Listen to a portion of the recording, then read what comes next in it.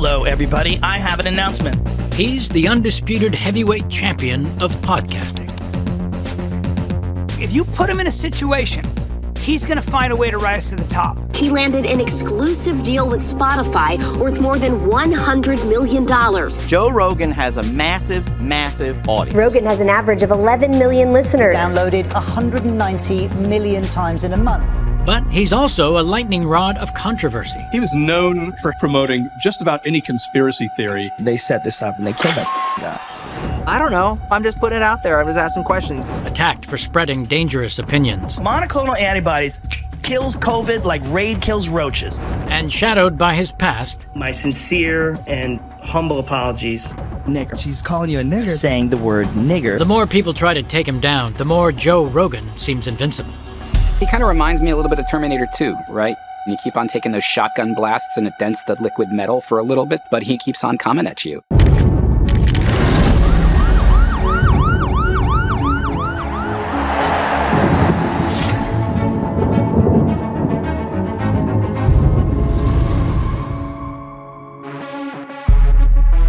Today, Joe Rogan is one of the most influential voices in American media. Rogan's popularity cannot be understated. The Joe Rogan Experience was reportedly downloaded 190 million times in a month. You cannot put that guy in a box. He's impossible to explain.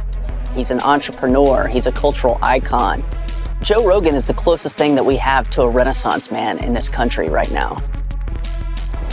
It is kind of crazy how big and how popular he is and how far his reach is. And then for a lot of us to still just think of him as our buddy that calls fights. Rogan is just an average person. I mean, now he makes hundreds of millions of dollars a year, but he himself is the first to say on the show, I'm just an idiot, I don't know anything, which is not true. He's very intelligent. But it's disarming. So that's Joe in a nutshell. One day, he seems to live in the margins of television repeats. I'm Joe Rogan, and this is Fear Factor. And then the next day, he's right beside you, talking directly to 11 million listeners every week. The numbers for Joe Rogan's podcast, the amount of people listening to it, seemed almost implausible. The guy I knew from news radio, the conspiracy theorist producer, the kind of bullet-headed dummy. You just kept hearing about it, and then I'd start to know people who were listening to it. Hit play, and it would take you nearly a year to listen to all of Joe Rogan's podcasts. If you're the kind of person who wonders if there are alien bases on Mars, how to bag a stag, or who shot JFK, Joe Rogan is your man. He's just a guy, he's a sort of alpha kind of masculine creature. But what they don't know about Joe is that he has a very, very deep and layered artistic side to him. But for someone who's become one of the most prominent personalities in modern culture, few could have predicted his incredible rise. The few scraps one can find about his past mostly involve fighting. There's this from his 20s, and this, a 19-year-old Taekwondo champion, and hints he's dropped of a dead-end past in Boston. I was basically a loser, It's like, where's this guy going? So where does the Joe Rogan we know enter the picture? Here he is, uncooked and still on the bone. Give a warm welcome to News Radio's Joe Rogan! I was an original cast member of Mad TV, and Joe was a guest on it. And he and I connected right away. He was into martial arts, and so was I.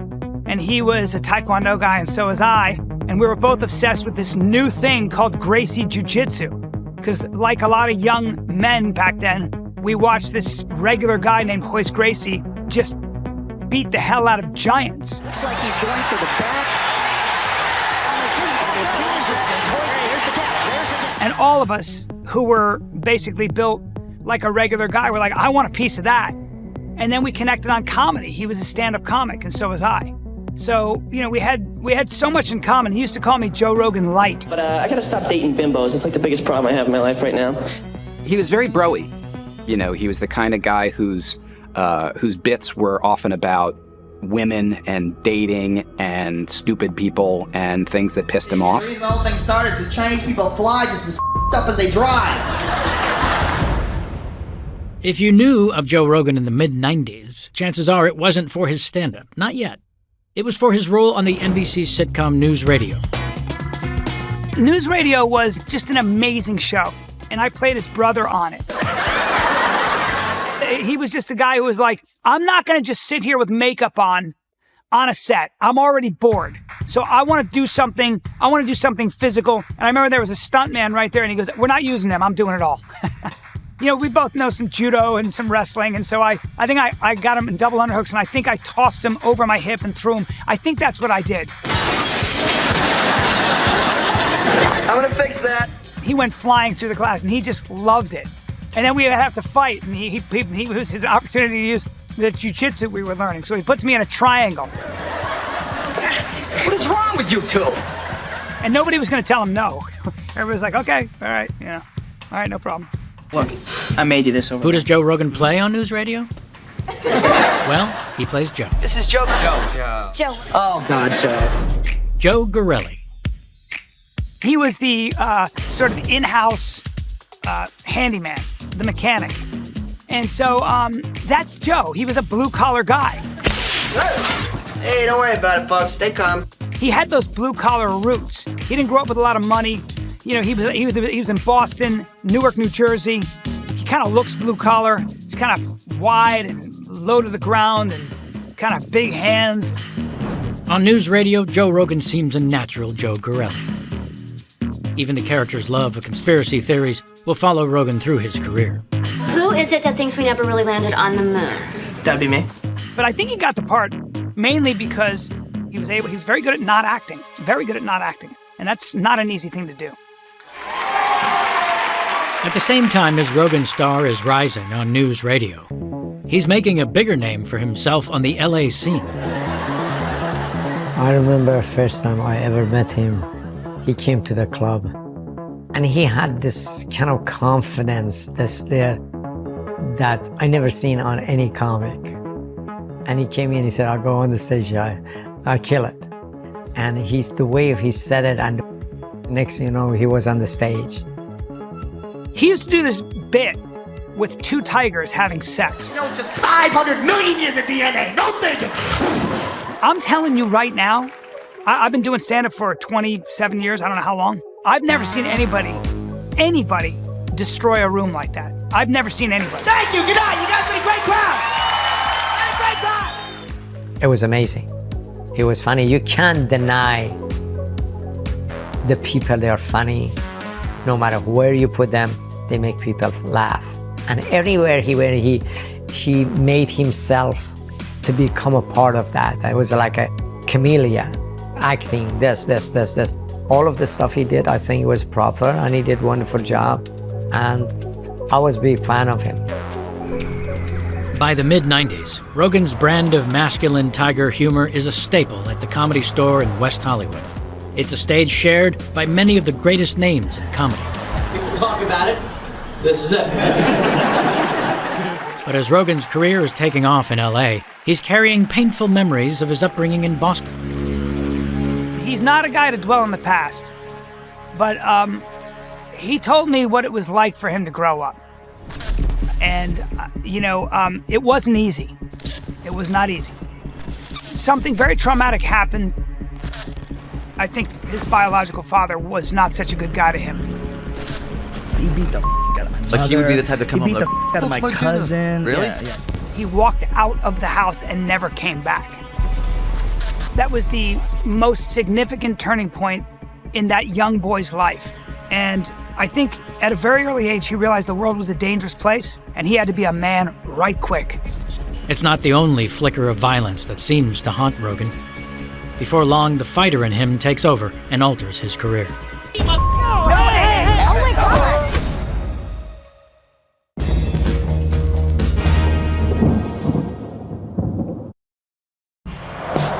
By the mid-90s, Joe Rogan is a regular at the Comedy Store in West Hollywood.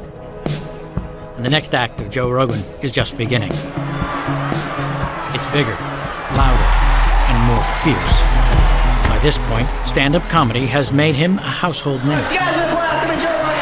But now another childhood passion, martial arts, will land Rogan a new role.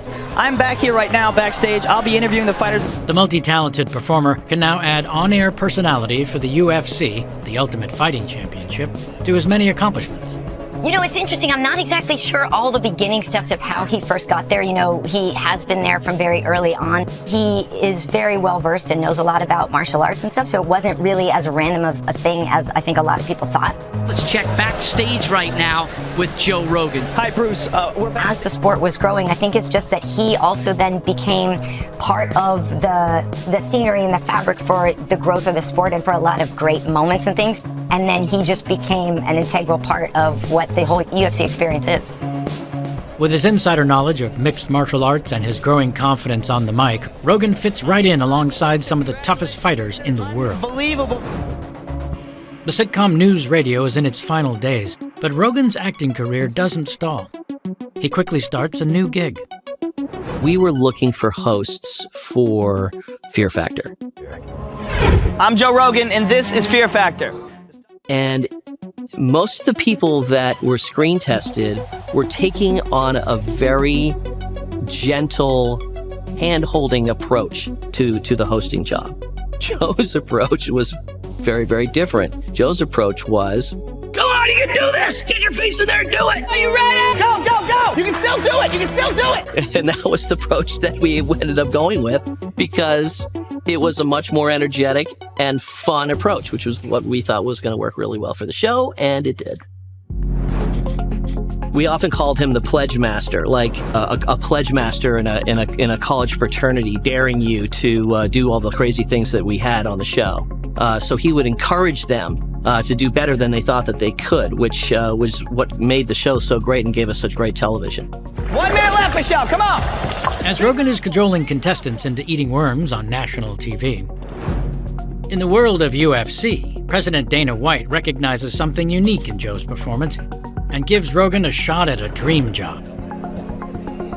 I think he's good at being the guy who does know what it's like, though, to be on the couch, just watching your favorite fighters, too. And I think that's part of it, is that he definitely has a confidence, but an approachability, which I think is also what leads to a lot of success on TV. Just a regular seeming guy with some extraordinary skills. It's a combination that will propel Rogan to fame. But right now, the world is just starting to get a sense of the range of this buff-looking comedian. And there's much more to come. There's no doubt about it. Joe's a pit bull, but he's a friendly pit bull. We were going to do this great shot where Joe was standing in the foreground and the helicopter was going to come ripping over him really, really low over the top of his head and fly right over the contestants. So Craig lines up the shot and flies directly over Joe's head. All of a sudden, Joe just disappears in a cloud of dust. God damn it, Rupert, you can do that to me one more time. I swear to God, I'm gonna kill you, you face. We had a good laugh about it after it was all over, as he was wiping the dust from his eyes. But it was a great shot, and it worked, and we used it. A friendly pit bull on set.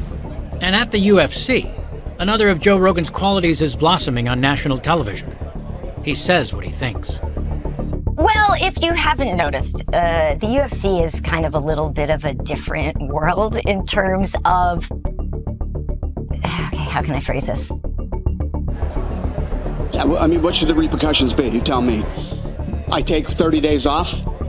You know, things have happened with various people in our organization or whatever, and in other instances or other places, they may have been canceled, they may have been fired, they may have been more publicly reprimanded, they may have whatever. So in a lot of other places, a guy like Joe wouldn't be able to exist. He exists in our UFC world. He is a major part of the MMA world in general. It's just a special set of circumstances of Joe having the kind of personality that he does and the knowledge that he does, mixed with his ability to say whatever he wants and his freedom to say whatever he wants. We work in a place where you're pretty much allowed to do that. You know, we don't get canceled at the UFC like a lot of people get canceled in a lot of other places. Throughout the early 2000s, Rogan keeps one foot in the world of mixed martial arts and the other in the wild new world of reality TV. Occasionally, these two worlds collide. The way I remember it was that one of the reality stars that was on the episode got a little bit too into Joe's face. Over here. And it had been an issue for everything that we had been shooting up until then. He had been a bit aggressive towards Joe, and I think that that he leaned in a little bit too much, and that triggered Joe to do what he did. And what he did, I seem to remember I think he used a little bit of his jiu-jitsu on him, and I think that ended the whole thing pretty quickly. Hey, what are you doing? You don't run up and hit other contestants. Hey. As Rogan's public persona grows, the fighter in him that has been tucked away in his past starts to emerge. And he's not afraid to show it on television or on the stage. Carlos Mencia was on the stage, and Joe Rogan with a mic and camera. This is the reason why comedians get away with stealing. Because comedians like you are afraid of confrontation. He went right on the stage and start, facing him. Mother steal shit and make it on HBO. Steal shit, they put it on television. What do you say? Why do you steal? Why do you do that? What give you entitlement? Why does you stealing people material? This. And it was screaming match was going on. It's easy to say you steal shit. Bro, I could say you steal shit. The episode creates a rift. His agency told him, essentially, you have to apologize to Carlos or we have to fire you. And Joe said, you are siding with a plagiarist. And he said, there's not a shot I'm going to apologize because I told the truth. And they said, well, we have to let you go. And then the Comedy Store banned him. Carlos at the time was a big draw, more famous than Joe. A regular for almost 13 years, Rogan disappears from the Comedy Store. For the moment, it seems like he's canceled, cast out by the place that made him as a comedian. And to make things worse, it seems his aspirations as an actor have gone nowhere. His entire future is in question. He said, I'm going to do a podcast. I didn't even know what a podcast was. And, we just start talking. And, well, obviously the rest is history.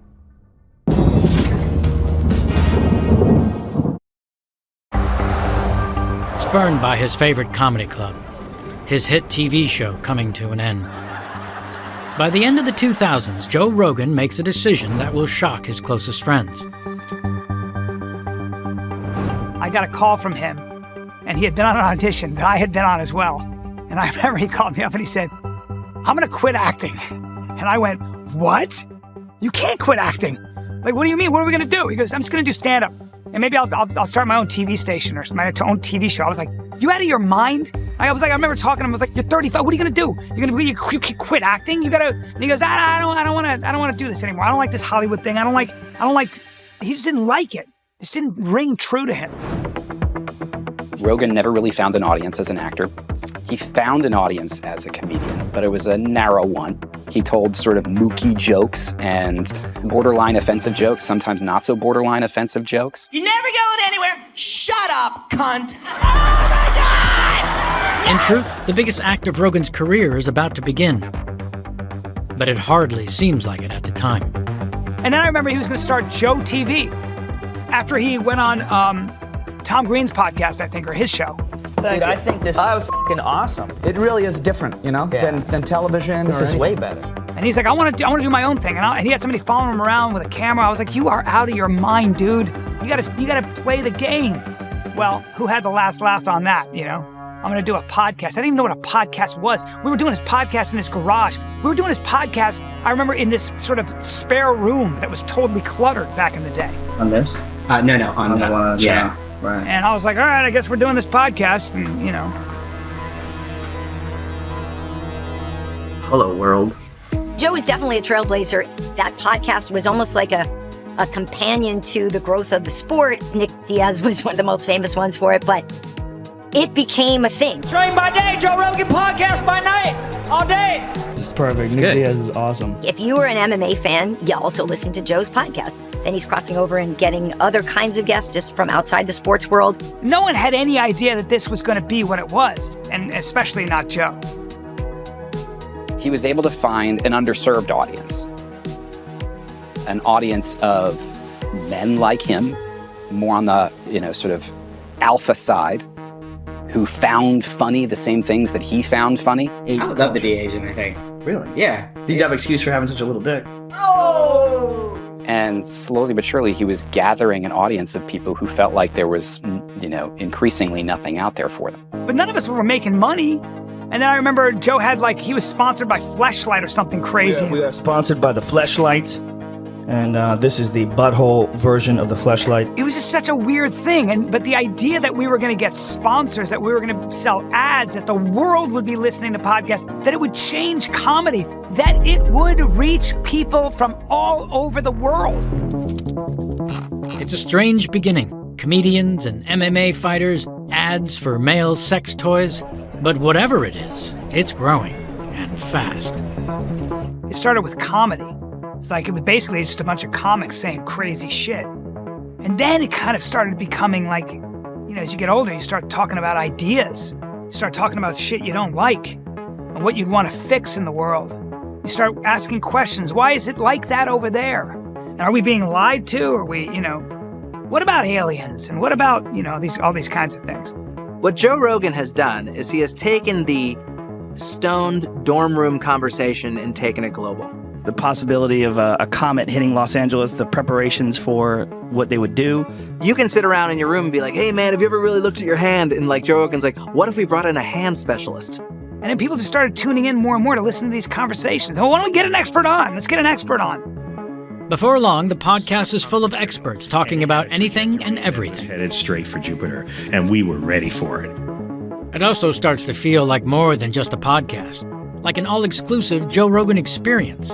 If you listen to Joe Rogan, one of the phrases that he used to say a lot is total human optimization.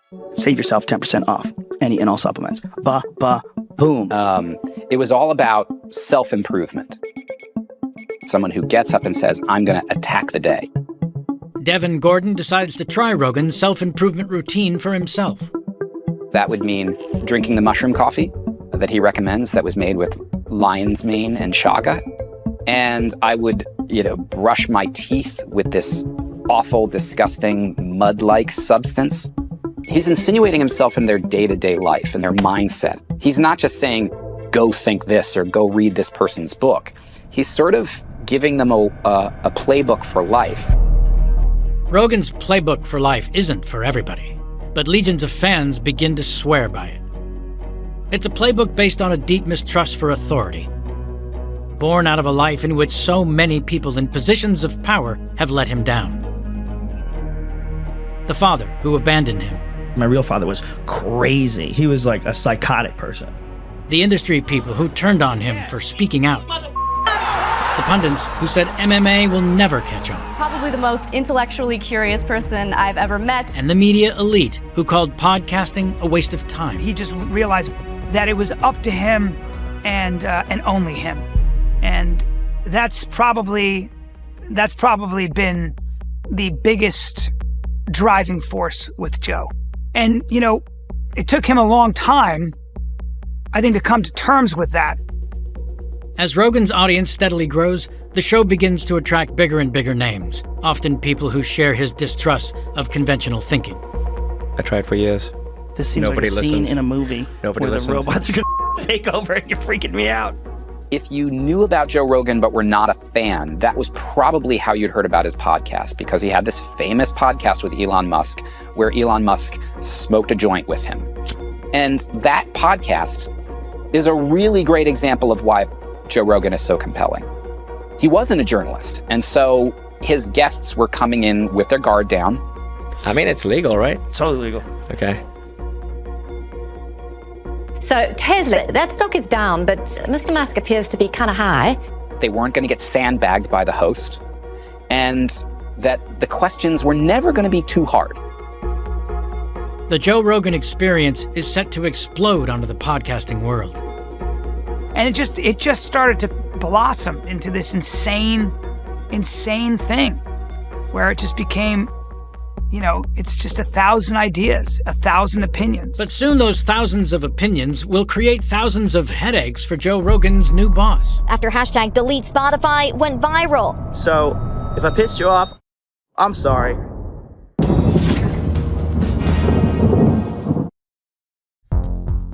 As the popularity of his podcast soars, Joe Rogan is establishing a reputation as a disarming but curious interviewer. No topic is off limits. And like his character on news radio, Rogan is drawn to conspiracy theories. Well, Rogan and I would cover a lot of the same topics. Weird historical phenomenon, weird things in space, weird things on the Earth. Brian Dunning and Joe Rogan were both early to the podcasting world. Even before the Joe Rogan Experience began, Dunning was already hosting his own show about science and pseudoscience. I really thought that this was going to be a synergistic program that both our audiences were really going to dig. So I was really surprised when the first thing he hit me with was the World Trade Center. I'm not saying it's a controlled demolition. I have no idea, but that's what it looks like. And for half an hour, it seemed, he tried to get me to say, see, doesn't that look like it was a controlled implosion? Doesn't that look like a controlled implosion? And I'm all, okay, maybe, but we know that it wasn't. What's the point of all of this? It would sound like you were trying to convince me Building 7 was a demolition. No, it wouldn't. He does a very good job of never saying anything. And one of his favorite tools is what we call jacking off. JAQ, just asking questions. I think 9/11 and the conspiracies around 9/11 were sort of a gateway drug. But when I look at it, it looks like a controlled demolition. That does not sound like I'm trying to convince you that 9/11 was a hoax. It's never saying 9/11 was an inside job. It's just asking questions. I'm asking questions. And whenever they're nailed down, they could just pull back and be like, well, I don't know. I would never say I know one way or the other. It's a very fighter mindset. Jab, retreat, you know what I mean? You throw your punch, then you pull back. Part of Rogan's genius is that it seems impossible to pin him down on what he truly believes. It looks exactly like that. Is it one? That's not what I'm saying. I don't know. I've said very clearly. It wasn't quite clear how much of it was just sort of sport for him, just sort of fun, and just sort of goofing around and having conversation that he only half believed, versus how much of it he was just telling us he didn't believe it, but actually did believe it. It's not just 9/11. For years, Rogan had publicly indulged in a laundry list of other popular conspiracy theories. I had the episode numbers and the time codes and everything for each of the times that he had promoted each of these false conspiracy theories on the show. But I had not brought it with me because it never occurred to me that what was going to happen was what did happen. And that was that he simply denied ever having said any of those things one by one as we go down the list. Okay, you say Kennedy was shot by the CIA. No, I didn't. I never said that. So you believe he was assassinated by his deathbed. the CIA? Yeah, for sure. You did. Prove it to me. I didn't have the list. So I looked incompetent. You say we didn't land on the moon. I never said that. It's very similar to saying I don't think people landed on the moon. But you know what? I don't think people landed on the moon. Well, you just gave. And it just threw me into a fluster. There's a long history of people going on Joe Rogan's show and just getting buried on there by him and the other people he has in the studio, and more his audience. Because every person that goes on his show is in their head thinking about what their next 10 days is going to be like on social media. I just got tens of thousands of death threats and tweets, and mostly just people calling me the C word. Apparently that's very big in the Rogan Dude Bro crowd. And so I just spent half a year going block, block, block, block, block, block, block, block, block. That's the imbalance of going on Joe Rogan's show, is that you're talking to his audience who already feels a certain way. They're not looking to have their minds changed. More controversial than the conspiracy theories are some of the guests themselves. So Alex Jones had been a favorite of Joe Rogan's for a long time. And then they had a falling out over Alex Jones's comments about Sandy Hook and the notion that it was a conspiracy theory and never actually happened. Sandy Hook is a synthetic, completely fake, with actors, in my view, manufactured. And in the wake of that, Joe Rogan, for one of the few times in the history of the show, had a crisis of conscience and had a falling out with Alex Jones and banned him from the show. But it didn't last very long. They had a famous reconciliation on an episode called Alex Jones Returns. Yes, Alex Jones. We're live. Wow, it's good to be back for the second visit. It's good to be here, man. I believe there was an exclamation point at the end of Alex Jones Returns just to underscore this was obviously an exciting and a happy occasion. He made the most cursory apologies for what he had done, but mostly used the time to grumble about all the mistreatment of him. Now, the general public, my fans, believe everything's fake. And then pretty soon they were just off on their conspiracy theory fest. Senate voted to kill babies!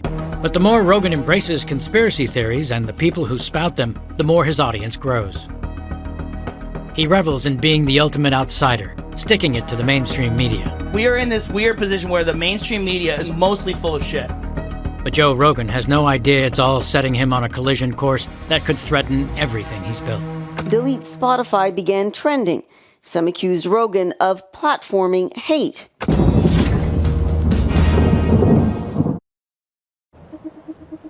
The breaking news, stay at home. That is the order tonight as the coronavirus pandemic spreads.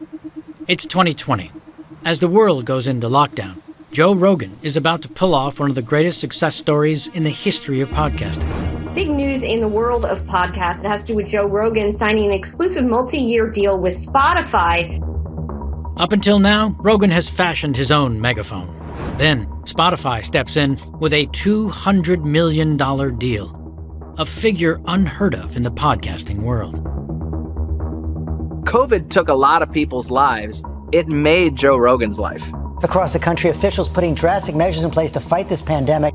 For 10 months of 2020, nobody was leaving their house, and everybody was listening to podcasts and watching YouTube shows. And all those shows exploded during the pandemic. It's been pretty clear up to this point that all these lockdowns don't work. You know, so Joe Rogan can complain about the lockdowns all he wants. He should thank the lockdowns because they put zeros on the end of his check. Having an independent, highly successful, self-funded podcast only reassured him of the virtues of free speech absolutism and why it was such a big deal for him to go to Spotify, take all that money, and potentially put him under someone's thumb. The independence of Rogan's podcast has been the secret to its wild success, his unchecked freedom to give airtime to controversial people and opinions. And why did they see Joe Rogan as so valuable? Because he's outspoken and controversial. He's very, very good at not being bought or owned by certain interests on certain issues. So if he wants to ask questions about the vaccine and even sometimes talk about psycho conspiracy theories about the vaccine, he can do that. If you're like 21 years old and you say to me, should I get vaccinated? I go, no. His perspective is he's not necessarily endorsing, but he thinks that there should be a right and a space to ask questions. And Rogan is someone that believes in platforming. He believes in free expression, and there's a huge market for free expression in America, still. But the very thing that makes Rogan appealing to his audience is now in jeopardy. With hundreds of millions of dollars now invested in his podcast, Rogan may no longer be free to express what he wants. And go figure, within a very short time of joining Spotify, COVID comes along, and his radical free speech absolutism suddenly becomes a major issue because he is now beholden to someone. As the music streamer is fighting to win back subscribers after hashtag Delete Spotify went viral. In February 2022, Joe Rogan's deal with Spotify came under a lot of scrutiny. 270 healthcare professionals who wrote an open letter to Spotify urging it to act on misinformation in Joe Rogan's podcast. I remember very vividly during the height of his misinformation about COVID and the backlash that it was causing for Spotify. Musician Neil Young, fed up with Rogan's vaccine misinformation, told Spotify, "It's Joe Rogan or me." As a small but growing revolt of artists scrub their music from the streaming platform. He purposely is saying this stuff that he knows isn't true, and people are dying. And these are people who had dealt with polio. You know, Joni Mitchell's life was saved by a vaccine. And so it's not strange that she would be like, well, why would I want my music to be on this company that's paying a guy who's undermining vaccines? You know, and it seemed like it was going to really take him down. But it doesn't. Rogan has just faced the most serious threat of his career. But in the end, it's his fiercely independent podcast that prevails. So Rogan stays, but with a warning. This week, Spotify responding to those calls for change, saying a content advisory will be added to podcasts discussing the virus. Who are we to say to Joe Rogan, you should let this person on, but ban this person? I think that's fundamentally un-American. So for the critics out there who say Joe Rogan is somehow at fault because he brings controversial people and gives them a megaphone, well, so what? Let's have a debate in the marketplace of ideas. But the truth is, Rogan's troubles with Spotify are just beginning. And now, something from his past is about to come back to haunt him. That's a magic word. Nigger. See? Yes. Saying the word.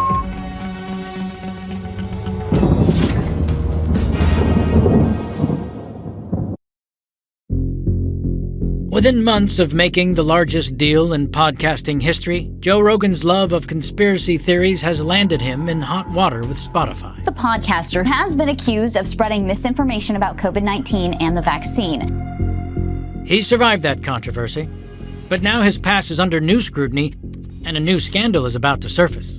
This time, under fire for a video that's gone viral, Rogan using a racial slur more than 20 times on his podcast. We should warn you, it's difficult to watch. Nigger. She's calling you a nigger. Saying the word nigger. Woo! That's a lot of the N-word. And with the hard ER as well, which is never a good thing. From his early days of stand-up to the thousands of hours of his podcast, Rogan has never shied away from saying what he wants, and his followers love him for it. But now, the world is listening. I think maybe one of the reasons it didn't happen sooner was because, my God, the ocean of material out there on him over the years was so vast. And if you went through all of it, you were probably going to find a lot of offensive things. Straight ahead, no left, no right. I don't like when your friends show up like, what's up, nigga? Like that, that's all I'm saying. But one of the most offensive, and the thing that probably hurt him as much as, if not more than the stuff that he said about COVID, was a joke on another person's podcast about going to see Planet of the Apes and equating the apes with black people. Guy goes, that in a good neighborhood? He's like, oh, yeah. Guy barely speaks English. He takes us there. We get out, and we're giggling. Oh, we're going to see Planet of the Apes. We walk into Planet of the Apes. We walked into Africa, dude. And it was an old school cancel campaign operation. You dig up the embarrassing, maybe it's a joke from 10 years ago, and you dig it up and you blast it out, and all context is gone and everyone's freaking out, and you kind of blitzkrieg the C-suite. But you're in trouble now. Rogan faces yet another wave of backlash from big-name artists, and his $200 million deal with Spotify comes under new scrutiny. I'm making this video to talk about the most regretful and shameful thing that I've ever had to talk about publicly. The impression that I get is that he's unapologetic about who he is, but when he realizes that he's made a misstep, that he issues an apology, real understanding and realizing that he's mistaken. I never use it to be racist because I'm not racist, but whenever you're in a situation where you have to say, I'm not racist, you f***ed up.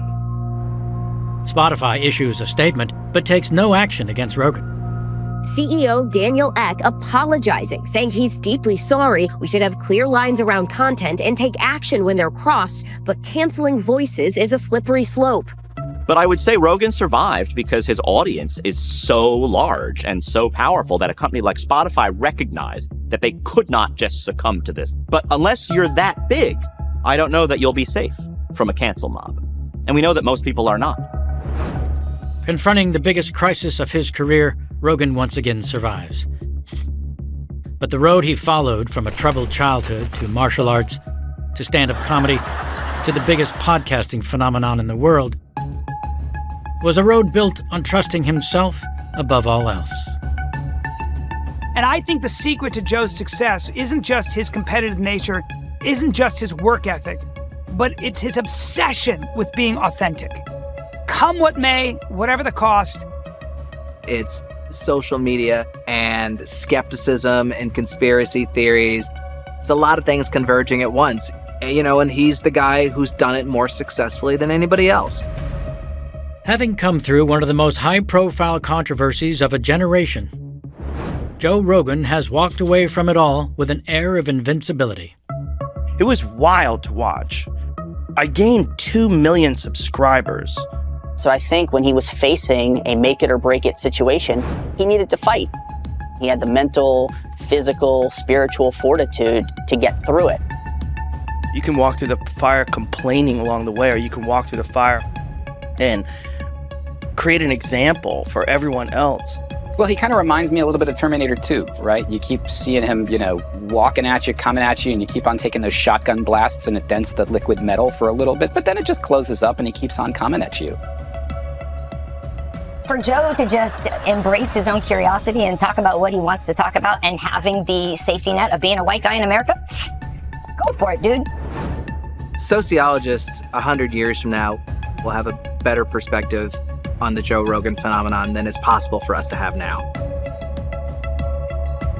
He knew that, he just spoke his mind. He spoke what he saw, what he believed to be true, and that has always carried him through.